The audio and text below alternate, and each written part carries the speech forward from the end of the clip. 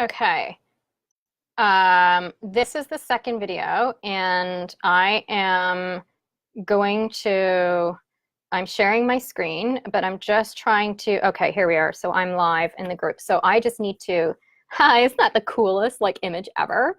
All right, so I'm gonna move this out of the way, and that should hopefully refresh for you. I'm just watching it um, on my phone here. It doesn't seem to be, oh, there it goes. Okay. Cool. All right. I cannot see if you guys are on here. If I do, um, you're just gonna see like some crazy ass screen. So anyway, and excuse like the clutterness of the background of my screen here. I thought I was going to be able to do this in a different way. All right, anyway, so this is part two. If you didn't watch part one, I encourage you to go back and watch part one, where I explained at a super high level what is human design, and I talked a little bit about the majority of the population, which are generators, and how like what your strategy is, if you that's what it's called in human design, in order for you to be able to like get results in your life. So this is what you're looking at right now are what's called charts. Okay, and so the one on the left here is mine, and the one on the right is for a niece, and she's one of our beautiful community members here. Okay, so you're looking at this and you're like, what the hell? Like this I don't know what this means, right? And the first time I got mine, I was like, okay, what is this?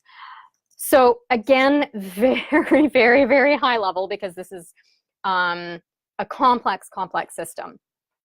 So basically what you're looking at here, and I'm only going to kind of go through the centers. I'm not going to go through what all this stuff is on the side today. So we have in human design what is called centers. There's 9 of them.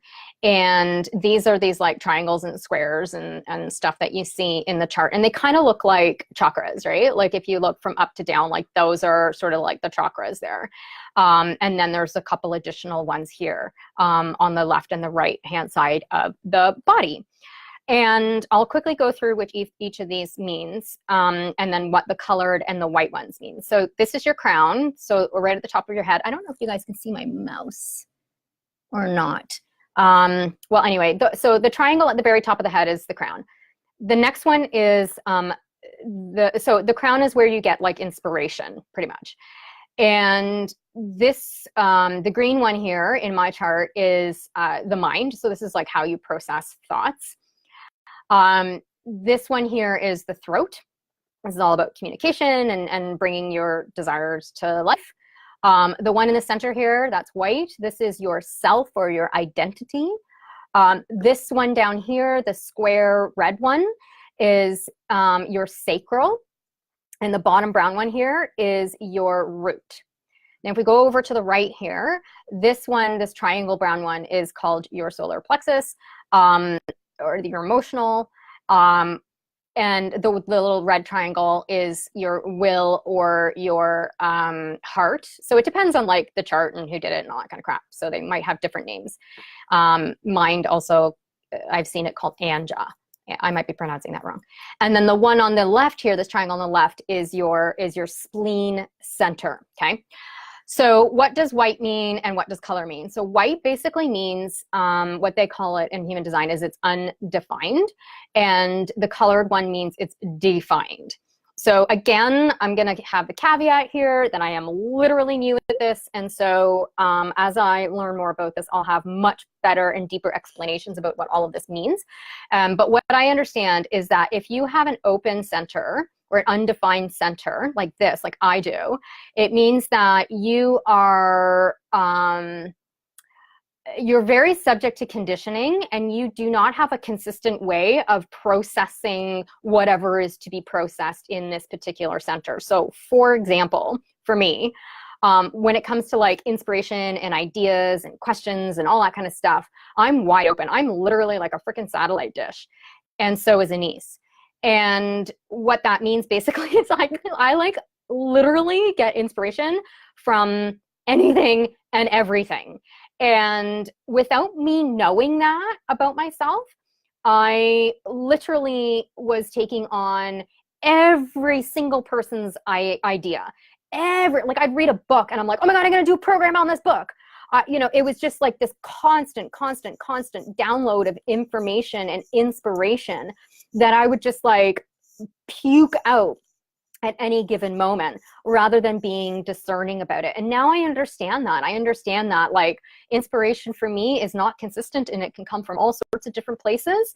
And I need to use my authority, which I'll go through in a second, in order to be able to like discern what ideas are worth pursuing and what ideas aren't. Okay.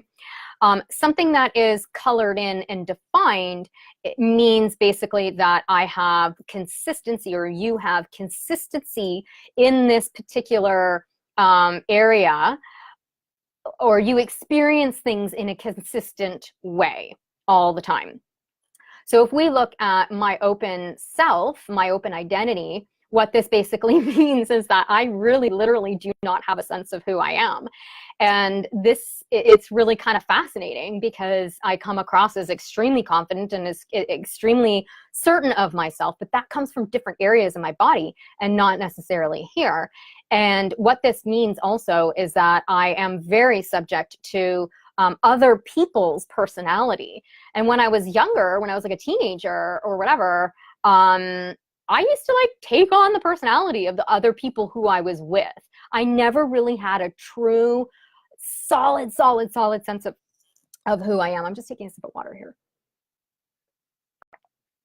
But this also makes me an excellent coach because of this open center. I'm able to see the brilliance in others. I see it like it's written on their face. This is why when people have a conversation with me, I can get to the root of the matter immediately. This and a bunch of other stuff in my chart, but that is like one of the main reasons. Okay, so now if we look at Anis's chart, so she also has this open crown and she has an open mind as well. She has that open identity and she has the thing that every single one of my clients have in common, an open will and an open solar plexus. So what does this mean? So I'm one of the very rare people who has a defined will. And this is what kind of started this whole conversation in the first place, was when I said, yeah, this makes sense now why a lot of my clients struggle with willpower.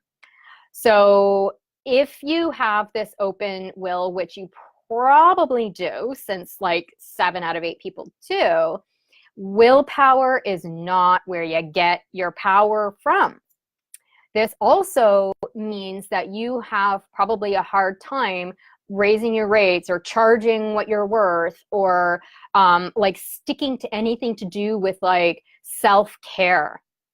And that is exactly the common theme with every single one of my clients that I've ever worked with, right? And it's right there. It's really fascinating. And so now that I know this about my clients, there's no more willpower shit. Now it's about finding where their power comes from. And so with Anis and with most of my clients, you know, it's coming from here, which is that sacral, or it might be coming from their root, or it might be coming from their spleen, right? And so what the hell does that mean, Krisha? It means that we need to get my clients to look at the things that they want to do, and like the sticking power, the staying power, the willpower has to come from a different place. It can't come from, well, just do it every day, because first of all, as a generator, that's not going to work, but also you just don't have it in you. So it needs to come from a different place. And so here's a small example, okay? Let's say that you want to have a morning routine, okay? You want to wake up at 5 a.m. or whatever.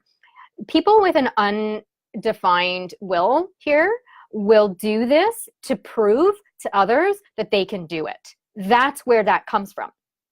I'm going to prove that I am super successful. I'm going to get up at 5 o'clock in the morning and I'm going to do all my morning miracle stuff and blah, blah, blah, blah, blah. And it works for like 2 days.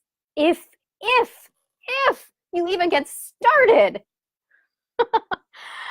Like, if this is resonating, give me a like or a heart or something, because I know that a lot of you struggle with this, right? And so instead of saying, okay, well, just schedule it in your calendar or whatever, the typical ways of trying to get people to build their willpower, now what I would do is go here, which is the sacral response, which is where Anais would get her intuition from and her desire from, okay? So, and I'll explain mine in a second, and you'll see that I've got like 6 bazillion places where I get intuition from, so it's very confusing for me. But this here and this, these 2 places here, but predominantly this, is where Anais will get her from. So, Anais, do you want to wake up at 5 o'clock in the morning? Or That's a simple question for a generator, and also for her to tap into this to see whether or not that's actually even the right friggin' thing for her.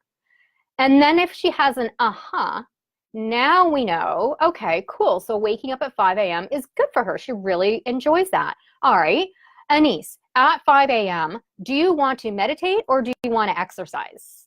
Right? Now she can answer, I think I'd rather meditate.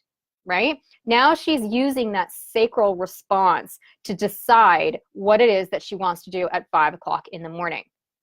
There is 0 willpower needed. How friggin' amazing is this, right? So instead of that long laundry list of shit that my clients always bring to me and say, oh, I want to do all this and want to do this and I want to do this and I want to do this, and we try to make it all happen for them. Now I know, we've got to go here. And I need to just ask them, do you want to do this? Yes or no? And you know, what feels good for you? Yes or no? And that kind of stuff. And that is how we will get to the root of their quote unquote willpower and decision making and sticking power. Again, this is very, very, very high level. There are so many other elements to that. And that's like these gates and these channels and then all this stuff here. And there's so much more to it. But this is like, hopefully, enough for you guys to go, okay, so I'm a generator because I get frustrated a lot. So if you get frustrated a lot, then you know that you're a generator, okay? And if I'm supposed to wait to respond, and I'm supposed to wait to hear that now I know where it's coming from. And so if I've been trying to lose weight or, you know, start this thing forever in my business and it's not happening, it's probably because I'm going from my willpower. So maybe I should just start to ask myself some questions. Do you want to do a Facebook Live, or do you want to, I don't know, write articles, right? What feels good to you? And then you're going to end up sticking to those things more than anything else. And then of course, like the more you dive into your chart, the clearer all that kind of stuff is going to be. So if we go back over here to my chart for a quick second, intuition comes from basically these 3 places here. So there's the spleen, there's the solar sacral, and then the solar plexus. So lucky me, I like don't know who the fuck I am, and I have like a tremendous amount of go and staying power, which sounds amazing, except that I can end up going and going and going and going and going on shit that means nothing to me, or it's not serving me. Like, I stay in relationships way longer than I should. I used to stay in jobs way longer than I should. Like, it is just this intense sticking power, even when I don't want to. And this is another reason why right here. So I'll explain that in a second. So I have the willpower to be able to stick to what it is that I need to do. And what this means for me is it is really obvious, like it is very safe for me to say, okay, I'm going to take a break. I know for sure I'm going to come back to that thing. Okay, so I don't have to worry about that. Whereas you guys need to find a different place for you to like stick to things and come back to them. But now I have the ability to make yes/no decisions because I have a defined spleen. So this is that very sharp intuition, yes, no. I have the ability to make decisions from the place as well. So Anise has that too, okay? Most of my clients have both of those. But I also have the added bonus of a defined solar plexus, which means I'm an emotional mofo. And where I get myself into trouble with all of this is when somebody gives me an opportunity and I'm like, I'm in like a really massive emotional high and I say yes to it without waiting. I've committed myself. I've committed myself to the death. I can't leave that agreement. And it's because of this. It's because I got all this sticking power, right? And because I wasn't following what is called our authority. So I have what's called an emotional authority, whereas Anise has a sacral authority. And somebody who doesn't have that, who that's white, and this is defined, which would be mostly projectors. This is a sharp, quick yes, no. Like, yes, no, immediately, whether or not the decision is right for you. You just need to trust that shit. So the process that I have to go through, which is always so much fun, and this is why I've been like, oh my God, I don't know what's my intuition. I don't know what's fear. I have a lot of fear. There's a lot of fear also in the spleen, right? And I got a lot of gates turned on here. So I have to understand I can't always make quick yes, no decisions. I will get the hit, I'll get the yes, I'll get the no. And sometimes I'm so certain I can definitely make that decision, okay? However, I have to wait for myself to be in an emotional clear place. And because my emotions can be so up and so down, even within an hour, I can feel like super happy and then super sad, and it's like insane. Sometimes I think I'm manic, and I'm not. It's just this. And so if I'm making a decision where I'm like in a super happy place and I don't wait for neutrality and clarity, I'm literally just making a decision based on emotion. I have not tapped into my sacral, and I have not listened to here. And likewise, if I'm making a decision when I'm in a low, like say I'm feeling like a little depressed or whatever, which is a very common condition, melancholy, of somebody like me who's not following my design. I'm initiating instead of generating, which is what I talked about in the first video. Now, if I'm in a low and somebody says, oh, here's an opportunity, I'm like, okay, yeah, fine, I'll do this opportunity. I'm now committed to this opportunity and I'll do it even though I don't want to do it. But I've committed to something that if I had just waited 24 hours or 48 hours, or sometimes it takes me a long time, a long frickin' time to make a decision, because I get all up and down on my emotions about it, right? And so my job is to wait. And when I'm like kind of neutral, now I go here. Right? Okay, so opportunity comes. Hey, Krisha, why don't you come to like Paris and speak on our stage? Oh my God, yes, that's so exciting. Like, oh my God, that's like awesome. I'll say yes to that opportunity without even looking into it. Like, that's kind of how crazy I can be sometimes.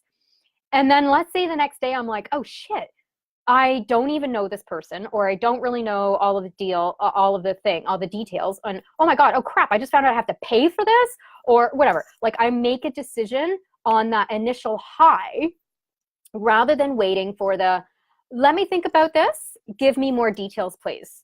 Are you paying for me to come out there to speak? Who is your audience? Like, I can't tell you how many opportunities I've said yes to based on an emotional like high that end up being like the wrong audience or the wrong environment or something like that, because I went for that. And like, it's not all been bad. I mean, all of it has been good in one way or another, but there's been, I guess, I don't even want to say time wasted, but my time could have been used in more, in better pursuits. Had I just waited, had I just given my 24 hours. right? Or 48 hours and been like, okay, you know what? I'm not feeling so hot about this opportunity anymore. I need to find out a little bit more about it. Am I going to get paid for it? Blah, blah, blah, blah, blah. Right? Because, and I keep pointing to this right here. So this gate, this connects this emotional center to my will center. And basically what this is like agreements, basically, in a nutshell. And once I've made an agreement on something, it's done. It's done, it's done, it's done. And what this also means, conversely, is if I have an agreement with somebody, like let's say I meet somebody new and they're like, hey, let's be friends. And I'm like, yeah, hey, let's be friends. I mean it. I'm like, hey, you said we were going to be friends and now we're not friends. And like, now you're out, you're banished. And I lived my life like that for the longest time because I had no awareness about that. And so now this brings me to a whole new awareness that, okay, Krisha, if you're going to say yes to this contract or to this opportunity, all expectations, everything needs to be out on the line and like no surprises, because once you say yes, you're a yes, and that's it. And I will just work my fucking ass off to make it happen. So I have to be careful about that. And then I go to the sacral response. So now I have some emotional clarity. Now I've asked all my questions. No, you're not going to get paid. However, we'll pay for your travel and the audience is full of ideal clients. Okay. Yeah. You know what? That sounds good to me. Right? Like that still sounds really good to me. I don't, that's fine. I know that I'll get an ROI. I'll know that I'll make money if I'm in a room full of clients who actually want to hear, or potential clients or people, whatever, who actually want to hear what I have to say. Whereas initially my response might have been, yay, and then I get there and it's a whole bunch of people who, like, I don't know, have no clue what the hell I'm talking about and have no desire to learn anything that I have to talk about. And then I walk out of there going, I just literally spent all this money to travel all the way over to Paris and have not signed a single client, right? And so for those of you who have that big up and down emotion within you, you're probably you probably have an emotional authority, and otherwise, like, this is where you need to pay attention to, is that and with both of these, you need to take your time and wait to make your decision. You will get, if you have this defined, you will definitely get that like immediate yeah or no on it, but you still need to wait. Whereas people who are just this and they don't have this and this, like projectors, and Alicia, I don't know if you're on here, I can't see any comments or anything. This is like easy. And this, you need to trust this. You need to trust it. And this is where all of that conditioning comes in. And if you're not trusting your immediate yes or no, it's likely because you've been conditioned not to. And so the work that I would do if you were to be a client would be to undo all of the frigging conditioning and get you back to who you truly, truly, truly, truly, truly are. Okay. All right. I'm checking in here with myself to see where I need to go from here. I was going to talk about gates, but I think I might talk about them in another video.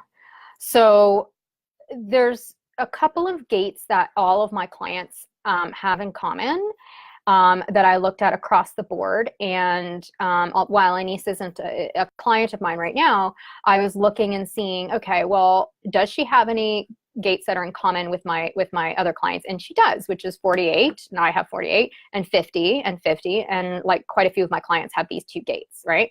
So what the frickin' heck is a gate? A gate is basically another element of your personality that shines through here. And it makes it so some of your behaviors come out of these gates and it makes complete sense. Okay. So for example, if we look back, this is actually a channel. So this is where these two gates meet, right? But if we look at this is all about community, building community. It's about family. I think of my clients like family. I really honestly do. And I thought about that like maybe about 6 weeks ago. I was like, you know what? My clients are my family. I love them like my family.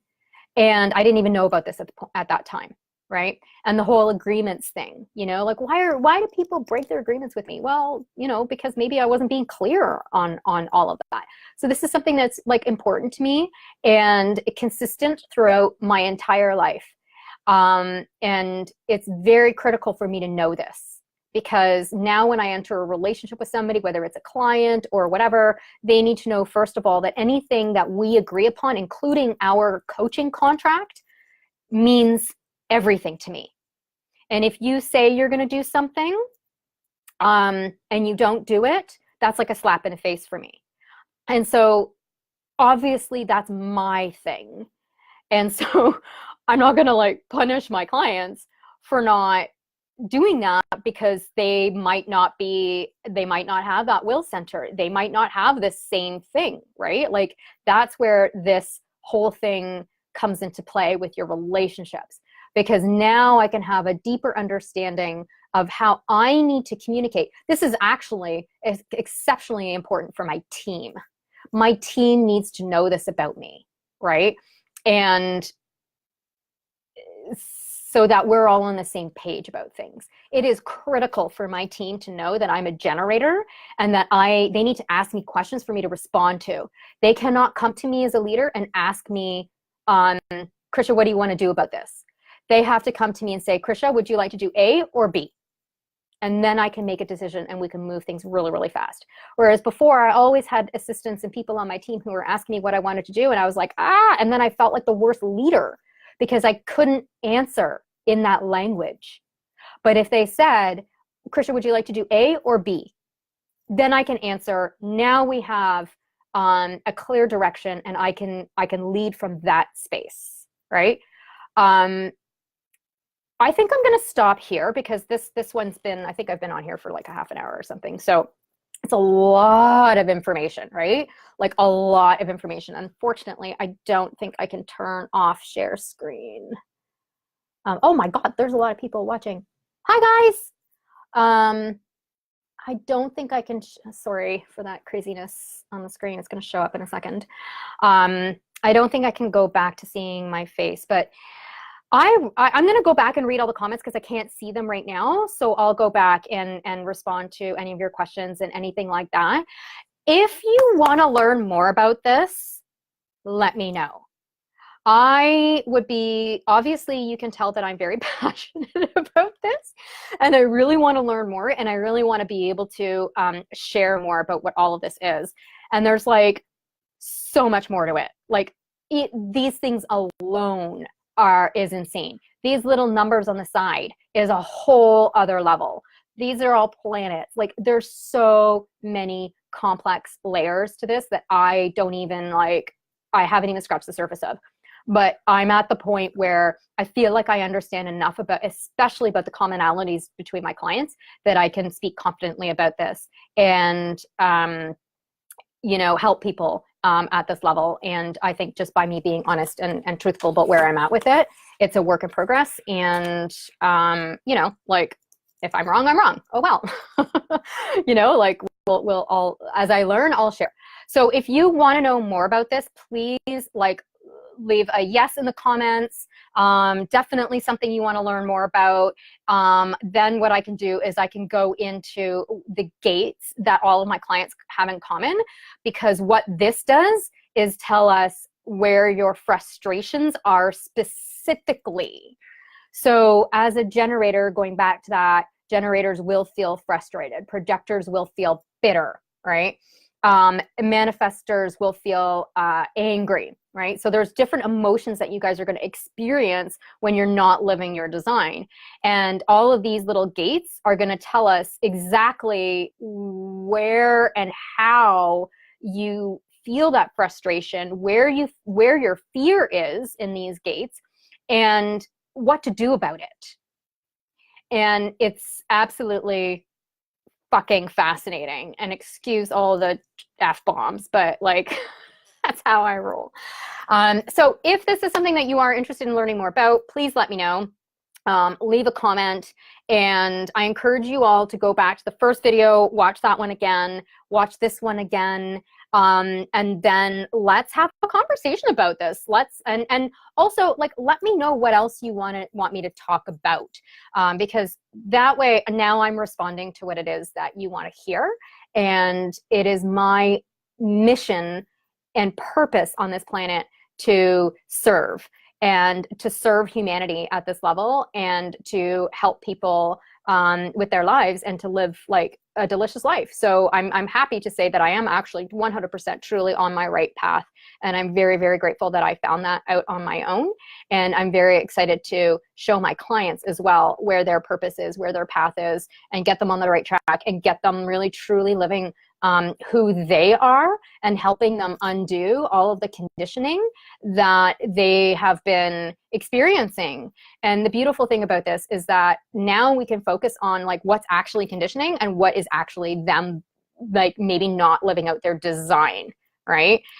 So for example, if we go back to this agreement thing here for me, like, you know, coaches might have tried to undo conditioning that I had around this, when meanwhile, this is just who I am. There's no conditioning around that. The conditioning would be how I reacted to having agreements with people, but not the fact that I have agreements. Okay, so hopefully that makes sense to you guys. So yeah, I'm gonna leave it at that. Thank you so much, you guys. I'm going to go back and read all the comments and answer whatever questions or comments that you guys have made. If you want to hear more about this, if you want to learn more about this, then please let me know. And Anise, if you've been watching, I hope that this has brought a little bit of clarity to you. And if you've got any questions, my love, please don't hesitate to ask. All right. Thank you so much, you guys. I wish you could see me. I'm waving and I'm smiling. And I have to move my screen now so I can hang up. So apologies for the craziness. All right. Bye.